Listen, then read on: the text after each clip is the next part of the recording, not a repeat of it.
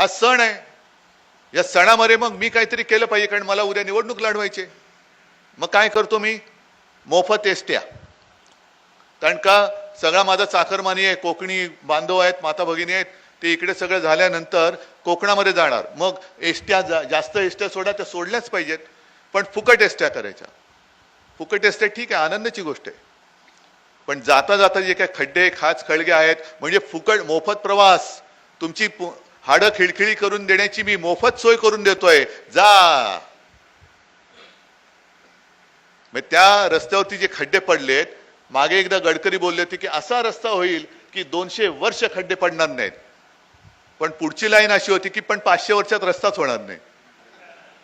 500 वर्ष लागतील रस्ता व्हायला, त्याच्यानंतर 200 वर्ष रस्ता खड्डा त्या रस्त्यावरती खड्डा पडणार नाही, आणि राहणारे कोण त्याच्यापर्यंत? मग रस्ता होतोय, मुंबई गोवा रस्ता होतोय, त्याच्यावरती खड्डे पडले, त्याच्यात ऍक्सिडेंट होतात, त्याच्यामध्ये हाडं खिळखिळी होतात. पण इकडे जर का मंडपासाठी रस्त्यावरती खड्डा खणलात तर 15,000 रुपये दंड. मग आज मी जाहीर करतोय, मुंबई ते गोवा किंवा मुंबई ते कोकण जेवढे खड्डे आहेत त्या प्रत्येक खड्ड्यावरती सरकारला दंड लावा. दंड सरकार, जा मोजा, खड्डे मोजा आणि सरकारला दंड लावा.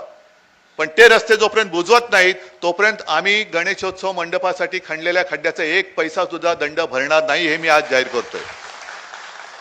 जा सांगा मुख्यमंत्र्यांना की आम्ही 1 पैसा सुद्धा दंड भरणार नाही, पहिले ते खड्डे बुजवा पहिला, नाही तर त्या खड्ड्याचा 15,000 रुपये 2,000 रुपये काय दंड असेल तो सरकारने भरावा. सरकार म्हणजे कोण? आपलेच पैसे देणार, त्यांच्या खिशातनं जात नाही, कारण मंत्री बोलतायत आपल्या बापाचा पैसा आहे.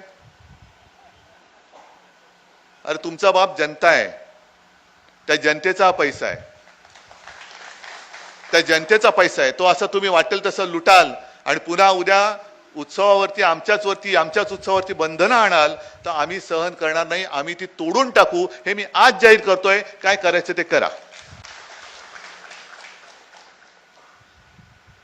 आणि त्याच्यानंतर मग येतं ते, आता बघू ना काय करतायत.